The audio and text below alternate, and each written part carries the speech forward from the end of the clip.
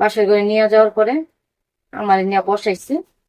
শোনো, আমি একটা কথা বলবো তোমার সাথে, আমার দু চারটা কথা আছে। তারপরে আমি বলছি আচ্ছা ঠিক আছে বলেন। ক আচ্ছা, তুমি কি জানো তোমার আমি কেন বিয়ে করছি? পরে আমি বললাম যে না।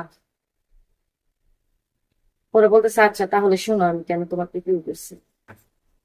তো বলতেছে শোনো, মেয়েদের জীবনে একটাই বিয়ে হয়।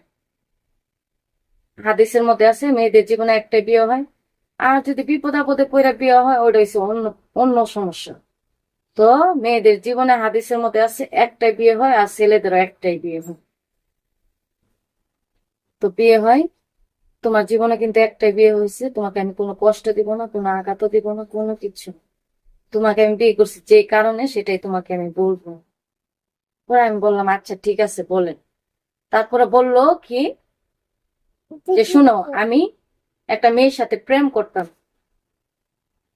করতাম, যে ছেলের এখান থেকে তোমার উঠায় আনছি।